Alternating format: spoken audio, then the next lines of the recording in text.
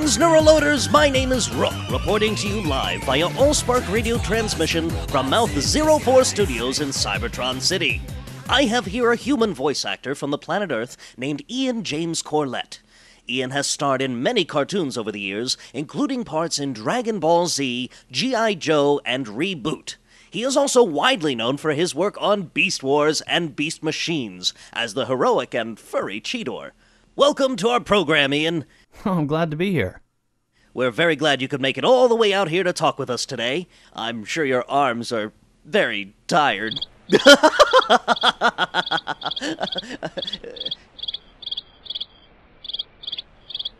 Speaking of crickets, Ian, I'd like you to meet my scraplet assistant, Cog. Hello, Ian. It's very nice to meet you. Rook makes me take happy pills now, so I don't feel angry anymore. Yes, that's right. After the last incident we had, the Energon bill was a bit much, so I figured this would be easier. I love you, Rook. I love you too, Cog. Now, do you mind manning the audio interface? We need to get started. I love the audio interface. I love Ian. I love Rook. Love, love, love. All right. Now, Ian, let's begin with our first question. Do you feel any malice towards chocolate macaroons? Chocolate macaroons are fine. Hazelnuts, on the other hand, will make me choke to death. Ian, how did you get started so young, and why didn't you pick up voice acting again for so long after that first role? Well, I think you may be referring to a role of Mowgli that's listed in some of my credits, but in fact, I wasn't the original Mowgli. I'm not that old. I did do a role of Mowgli in the late 80s, early 90s for some direct-to-video special, but I wasn't the original Disney Mowgli, unfortunately. I wish I had that on my resume, but that's just a mistake. How unfortunate indeed. How did you develop Cheetor's voice? Is developing unique voices a similar process every time you begin a role? Well, developing Cheetor's voice, that's a great question. It's, I'd like to tell you that it was a long, arduous process, and I spent a lot of time working and practicing at it. But as you can tell from this interview, it's an awful lot like my natural voice, which is kind of unusual since I've done so many character voices. Very often I don't use my regular voice, but the process of developing a voice is similar every time. I try to look for unique personality traits. I try to think of people that I know that might have those traits, and then do an amalgamation, kind of a Frankenstein of various voices and people that suit the characteristics of whoever's being cast. I love Frankenstein. Right. How much of your own personality is reflected in Cheetor's? Well, there's a fair bit of my personality in Cheetor. Although I'm not as young and impetuous as Cheetor, I definitely shared some of those traits when I was younger, running off at the mouth, etc. I probably still do. But it was, I guess it came fairly easily to me to be that sort of impetuous, young, upstart character. Well, you certainly do it quite well. Now, in Beast Wars, who came up with Ultra Gear? The Ultra Gear phrase pretty much was in the script. I'd like to take credit for it, but I can't. It was written probably by Bob Forward. I love Bob Forward. Wow. Yeah. Beast Wars and Beast Machines lasted for a combined 5 seasons. What was it like being part of something that lasted for so long, where you got to see the evolution and growth of the character you helped bring to life? That was one of the coolest thing about Beast Wars. It did last for a long time. It was many seasons, and you really, it was really interesting to see how those characters developed, and how initially the series was compared to the first Transformers, and some people didn't like that. They wanted to keep it the same, and it was funny to see that same thing happen as Beast Wars started to end and new Transformers-style series that were not 3D began being produced. and there was some resistance to that. That people always seem to like what they're used to, but it was a great experience, and especially the fans. I mean, that was just unbelievable for me. It was probably the most fan-based show that I had ever been involved in, and I had the opportunity to go to one convention anyway and enjoy the fans enjoying the show and really getting into it. So that was kind of neat. Personally, I really enjoyed the GoBots, but after Leader 1 had that unfortunate incident with Dr. Go, Crasher, and Coptor, I kind of had a change of heart. Bad imagery. Now, even though you are involved with the group of actors who have voiced the last 2 Transformers series, you haven't done any voice work on Armada or Energon. Was that your decision or someone else's? No, the reason that I haven't been in Armada or Energon stems probably from the fact that I haven't done any dubbing work, which, those series originated in Japanese. And I stopped doing that sort of voice work several years ago. And I guess I just sort of got a reputation for not wanting to do it. But it depends on the project. Actually, I thought I was going to be in the newest version of Transformers. I don't know what happened there exactly, but I was cast and went to some auditions, etc. But didn't end up in it. And I think they wanted it was some new version of Cheetor, or someone who sounded just like Cheetor. Which, I wonder if that would be me. Anyway, so far I have not done it, but. So, to answer your question, it's partially my decision because of my historical want not to work on dubbing roles, and partially maybe someone else's. Who knows? Maybe they don't want to repeat themselves. So you're saying that you could have been hotshot. Ladies and gentlemen, you've heard it here first. On the other hand, I don't know how excited you would have been to get a mini-con port. I've heard it can be quite itchy. You've worked on several long-lasting franchises with dedicated fans. What do series like Transformers, G.I. Joe, and Dragon Ball have that make them so popular for so long? Speaking of long-lasting franchises and fans, etc., I mean, I wish I had an answer for what makes them so popular. I'm not sure how many of your viewers and readers and listeners know, but I also write and create animated series. And if I had the answer to that, I would be probably not here. I would be somewhere else on an island that I own, because to have the key to what makes a series resonate with fans and be part of a long-lasting thing, it would be amazing. And I don't think anyone does have that. I think it's just something that happens. And of course, Transformers, has got a large fan base that seems to sort of, procreate on itself. The original fans of Transformers are now having kids who are fans of the newest version of Transformers. So, is it the toys? Is it the stories? Is it the characters? Is it the voices? I think it's a little bit of everything, and I hope to eventually come up with a series that has all those things, and if I do, you'll be the first to know about it. You're absolutely right. It's a combination of those pieces you mentioned that make an animated series really great. Scraplets tend to procreate on themselves a lot, too. You should have seen what they did to poor Blaster back in the day. How many times do we have to apologize for that? We've since discovered the Leech Atkins diet. And I love you, Ian.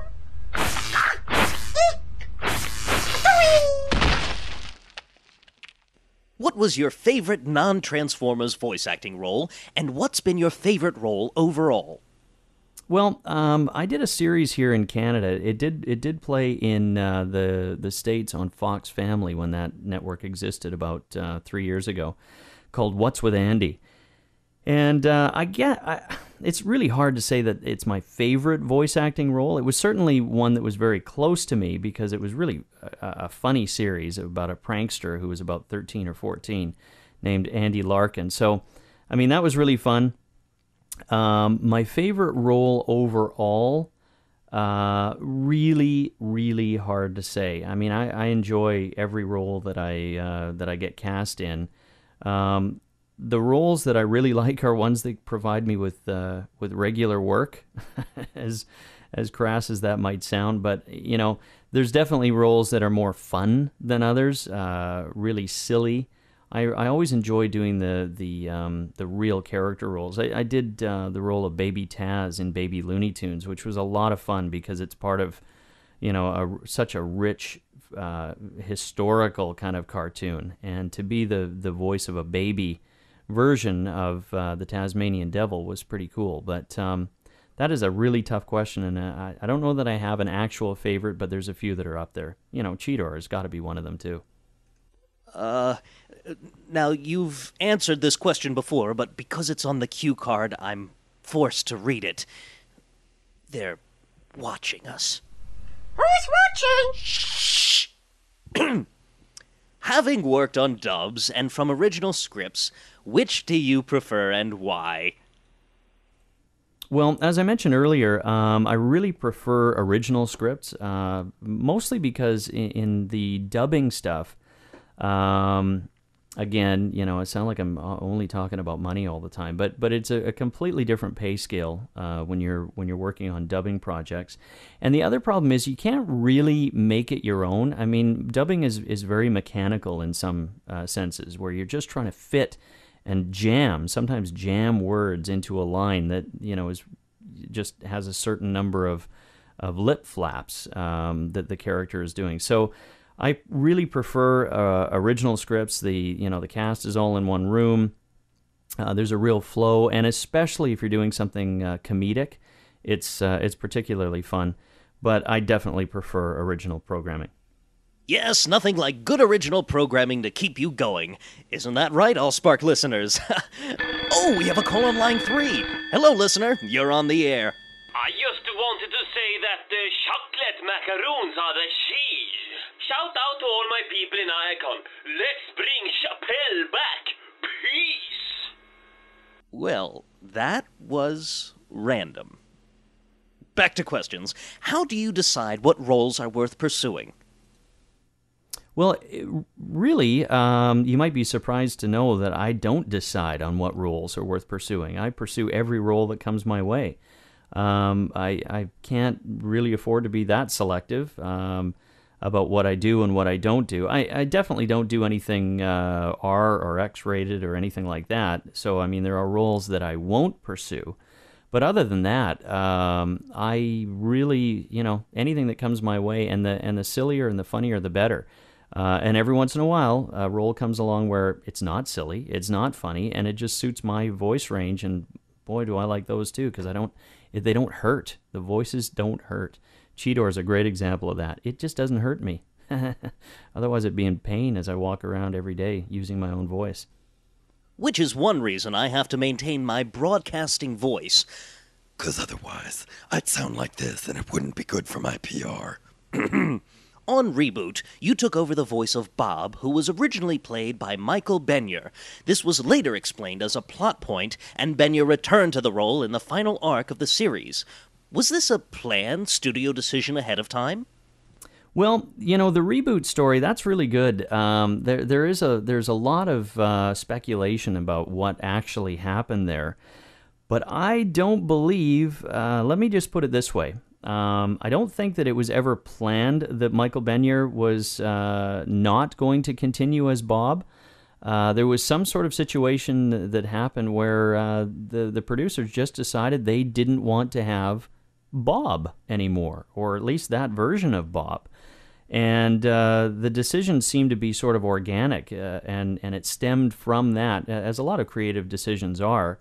They decided, hey, let's sort of make a new Bob, since we didn't want the old one for whatever reason. And we'll have this sort of chewed up Bob that sounds a little like the original Bob, and we'll get that other guy to play it. And that other guy was me. And so I don't think there was any real predetermination, but they certainly made a good story about it, and that storyline and the arc worked out really nicely. And it's interesting how these circumstances sometimes, in real life, can play out creatively and in fact make it maybe an even more interesting show, because the original Bob did come back, Michael Beignet did come back, so kind of an interesting thing there, and I don't know all the ins and outs of it, but that's what I know. I love Bob. Oh dear. This has to be done. Here, Ian, do you mind pushing this button for me? Love to do.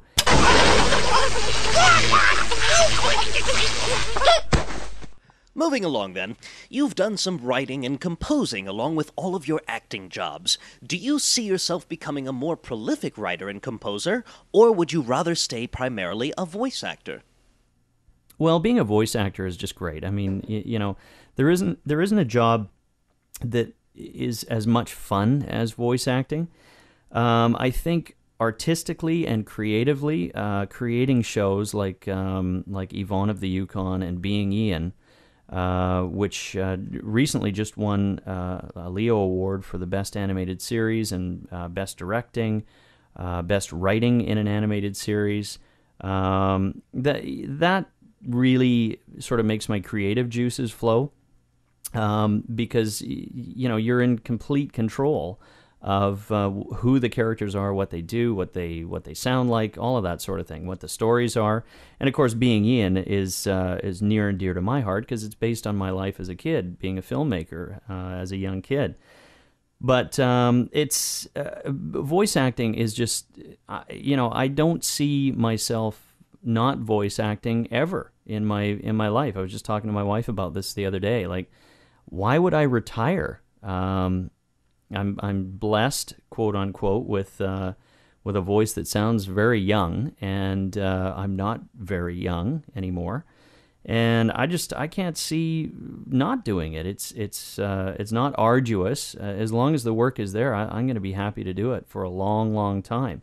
So it's really apples and oranges. I mean, it fulfills two very, very different roles, but they both do one very similar thing and provide a really nice living. And for that, I'm very grateful. Would you ever like to step in front of the camera? And is there any other line of work you haven't tried yet that you would like to try one day? My desire to do on-camera work is almost zero. It's not something I'm very comfortable with. It becomes a very personal business. It's not as much about ability, which is what I really like about voice acting. I mean, may the best actor / voice character get the job, and that's what happens in voice acting. Whereas in front of the camera, I mean, are your eyebrows too thick? Or is your brow too low? Are your teeth too straight? Are they too long? Are they too yellow? It becomes really personal, and it's not for me. I did try it, when I was younger, because you try everything, but no, it's not something I really have a great desire to do. What I do want to do, and what I'm doing right now, is going back to something that I used to do when I was younger. I'm making a short comedy film that hopefully will be showing in some premiere festivals in the coming years. And as far as, other lines of work, I mean, everything I've ever done has something to do with filmmaking. I mean, that's where it all sort of stemmed from. And I used to do voices for my own films when I did animated films when I was a kid. I started when I was about 12 or 13. And it's really all I've ever done. In related fields, I've done advertising and all sorts of stuff, but it's all sort of, filmmaking, show business, voice stuff. I mean, they're all sort of connected. The only other thing I would love to do, but you need a whole nother lifetime to do it, is architecture. I love building things. I love drawing and designing stuff, and that would be something I have a remote interest in, but not terribly realistic. I once considered politics, but after I negotiated that ceasefire with Megatron and the Autobots, I pretty much decided to go into broadcasting. It's much safer. Are there any actors in particular who you would like to work with, or dream projects you'd like to be a part of? I guess everyone would love to work with, famous people, hang out with famous people.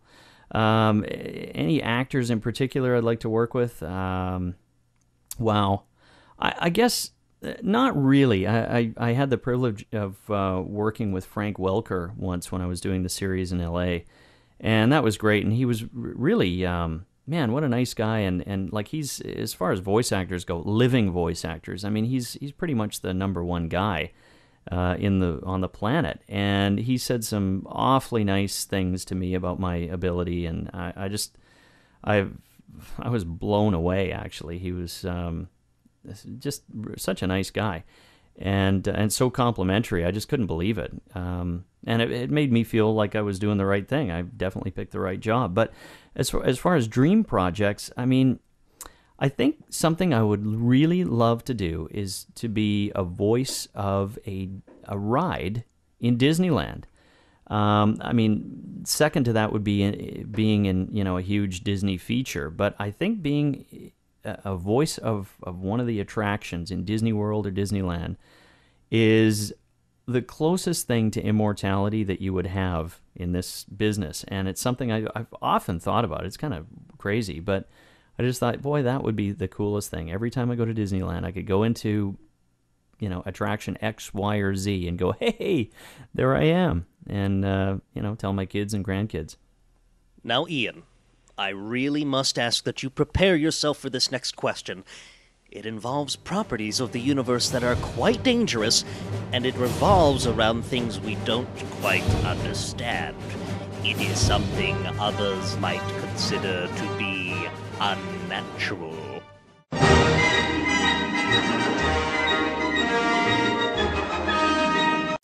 But I'll ask it anyways. Mary Kate or Ashley? Mary Kate or Ashley? Wow. I mean, how could you dislike either? Two little girls that started looking like monkeys when they were tiny and look like larger, prettier, not quite so monkeyish when they're older. I mean, they're cute. My daughter's probably going to look like one of them.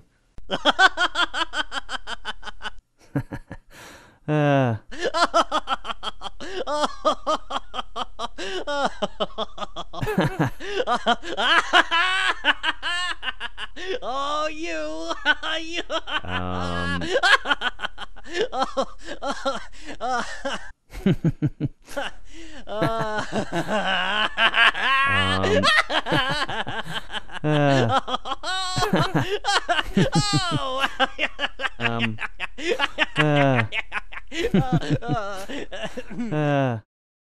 Fantastic. Well, Ian, you've got the floor. In conclusion, is there anything you'd like to say to your many fans out there? I'd just like to say thanks to all the Transformers fans. If you want to meet me and get an autograph, that kind of thing, tell your regional or international Transformers show that I'm available. You can always get me on my website, www.vsworks.com, and send my publicist or my booking agent a note, because I'd love to see you guys. As I said before, it's a great thrill to be involved in something so huge and so popular, and I can't thank you guys enough. It's been a great ride, and I hope to see you someday. Well, that's all the time we have for today. Thanks as always to our technical staff, and to Ian for speaking with us. I was glad to be here. History does always favor the victor at the expense of truth, but we here at this program are trying to change all that. For everyone here at the Allspark Radio... For everyone here at the Allspark Radio Frequency, this is Kong signing up.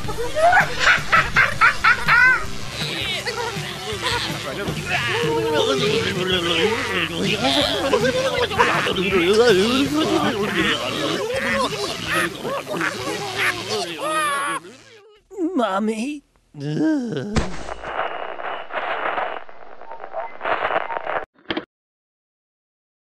The Allspark? Oh man, that place is ultra gear!